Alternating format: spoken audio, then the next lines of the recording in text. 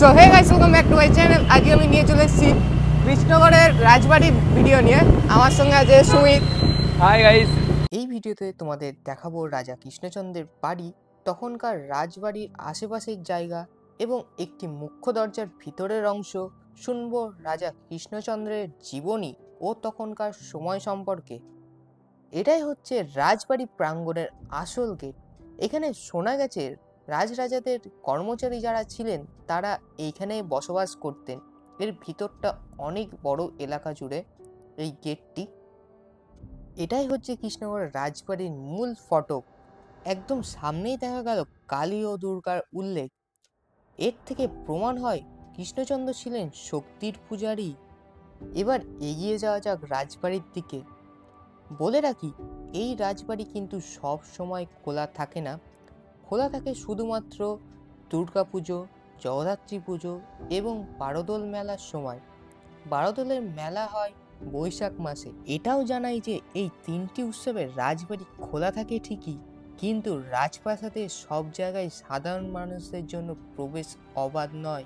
শুধু মন্দির অংশটি, সেটি শুধু সাধারণ জনগণদের জন্য খোলা থাকে। সো গাইস, এই হচ্ছে সেই রাজবাড়ি। রাজবাড়ির সামনেই দেখতে পেলাম এক অদ্ভুত গাছ। গাছটি যদি দেখো, গাছটি কিন্তু পুরোটাই ফাঁপা। আসল সেই কাণ্ডটি কিন্তু একদমই নেই।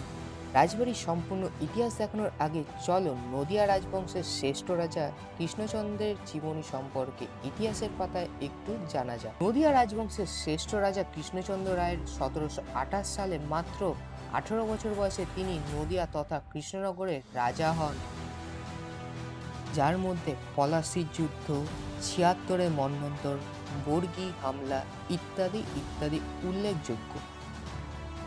সম্রাট দ্বিতীয় শাহ আলম তাকে মহারাজা এবং তারপর মহারাজেন্দ্র বাহাদুর উপাধি ঘোষিত করেছিলেন। 1782 সালে রাজা কৃষ্ণচন্দ্রের মৃত্যু হলে তার রাজা হন তারই পুত্র শিবচন্দ্র। শাক্ত ধর্মে বিশ্বাসী কৃষ্ণচন্দ্র ছিলেন অত্যন্ত সংস্কারী, শিল্প সাহিত্য অনুরাগী। যদিও 1757 সালে সিরাজদৌল্লাকে উৎখাতের দায়ে ইতিহাসের পাতায় তিনি বেঈমান নামে চিহ্নিত, তবু নদিয়া তথা কৃষ্ণনগর শহরের উন্নতি তার অবাধ অস্বীকার করা যায় না। এবার তোমাদের দরজায় গিয়ে কিছু দেখানোর চেষ্টা করব আমি। দরজার ভিতরেই প্রথমে চোখে পড়ল মন্দিরের প্রাঙ্গণ এবং তখনকার সময়ের পুরনো অথচ মস্ত এক কামানের। এতে বোঝা যায় যে রাজা কৃষ্ণচন্দ্র কতটা প্রভাবশালী ছিলেন। এটাই ছিল সম্ভবত সেই সৈন্যদের কক্ষ। এইখানেই সম্ভবত সৈন্যরা থাকতো এবং কোনো আগন্তুক বিনা বার্তায় চলে আসছে, এরা প্রহরীরা ঝাঁপিয়ে পড়তো সেই তাদের উপর রক্ষার্থে। সভাসদের মধ্যে মধ্যযুগের কবি ভারতচন্দ্র, রামপ্রসাদ সেন প্রমুখ নাম উল্লেখযোগ্য। এখন আমরা চলে যাচ্ছি চাঁদনী ঘাটের উদ্দেশ্যে। এটাই হচ্ছে সেই খাল।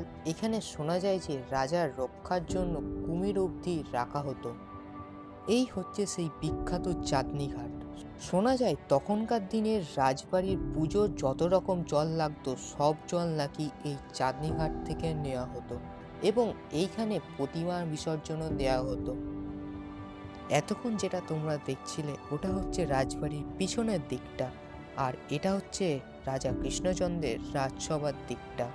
এখন কিন্তু রাজবাড়ি বন্ধ, তাও আমি চেষ্টা করছি তোমাদের সাইড থেকে দেখানোর। এই গেটটি কিন্তু এখানে অনেক পরে করা হয়েছে এবং এর ভিতরে কিন্তু গাছের নার্সারিও আছে, আরও যাবতীয় জিনিসপত্র আছে। আর এই গেটটি দিয়ে কিন্তু দুর্গাপুজোর সময় শত শত লোক প্রবেশ করেন এবং প্রতিমা দর্শন করেন। আমাদের ভিডিও বানাতে বানাতে কিন্তু রাত হয়ে গেছে, তাই আমরা এখন চলে যাচ্ছি বাড়ির দিকে।